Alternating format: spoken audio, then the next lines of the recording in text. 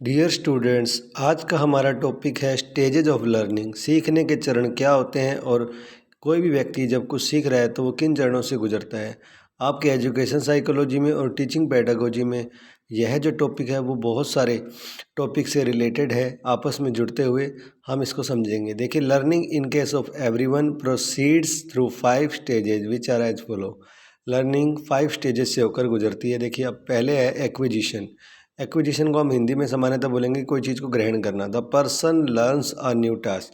इसका मतलब ये है, देखिए, जब भी हम कोई भी चीज़ सीखें, चाहे हम राइटिंग सीख रहे हैं, चाहे हम साइकिलिंग सीख रहे हैं, चाहे हम तैरना सीख रहे हैं, उसका फर्स्ट स्टेज क्या होता है कि हम वो कोई भी चीज़ जो है नई चीज़ सीख रहे हैं, यानी कि नया एक टास्क जो है हम सीख रहे हैं। दूसरा है फ्लुएंसी या प्रोफिशिएंसी।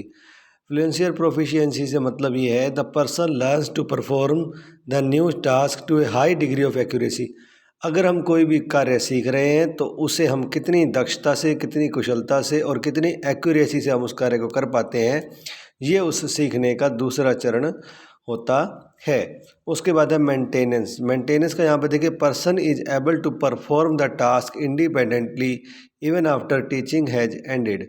इसका मतलब है कि वह व्यक्ति जो है उस कार्य को स्वतंत्र रूप से, आत्मनिर्भर रूप से कर सकता है सीखने के बाद, जब टीचिंग जो है समाप्त हो चुकी है, यानी कि जो हम उसको सिखा चुके हैं उसके बाद वो स्वयं खुद आत्मनिर्भर रूप से सीख सकता है।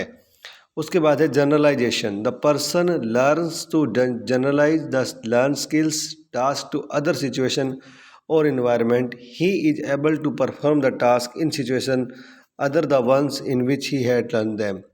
इसका मतलब ये है कि अगर हमने कोई भी चीज़ सीखी है तो उसका इस्तेमाल सिर्फ उस परिस्थिति के लिए नहीं, अन्य किसी भी परिस्थिति में हम काम ले सकते हैं। जैसे कि मान लीजिए आपने साइकिल सीखी, तो साइकिल में जब आप जो बैलेंस बनाते हैं और जब आप पहली बार मोटरसाइकिल चलाएंगे तो वहाँ पर उस बैलेंस को यूज में ले सकते हैं कि किस प्रकार मैंने साइकिल चलाते वक्त बैलेंस का ध्यान रखा था, उसी प्रकार मैं मोटरसाइकिल चलाते वक्त रखूँगा। या आप एक स्टोरी लिखते हैं तो उसके बाद अगर आप स्टोरी की आउटलाइन लिख कर इस तरह रखते हैं, तो या फिर उसके बाद आप कोई भी कंपोजिशन वर्क करते हैं तो वहाँ पर आप ये ध्यान रख सकते हैं किस प्रकार आपने वर्ब को चेंज किया था, किस प्रकार आपने किस पैटर्न से आपने सीखा था। उसी तरह कोई भी चीज़ हम सीखेंगे उसको अलग अलग सिचुएशन में यूज़ करना चाहिए। जैसे मान लीजिए आपने इंग्लिश स्पीकिंग का कोर्स किया है तो आप इंटरव्यू में काम ले सकते हैं, कहीं पर भी आप कोई रेडियो में प्रोग्राम कर सकते हैं, कोई भी यूट्यूब चैनल पर आप पढ़ा रहे हैं तो वहाँ पर इंग्लिश स्पीकिंग का, तो आप अलग अलग सिचुएशन में उसको काम ले सकते हैं, जिसको हम बोलते हैं जनरलाइजेशन स्टेज।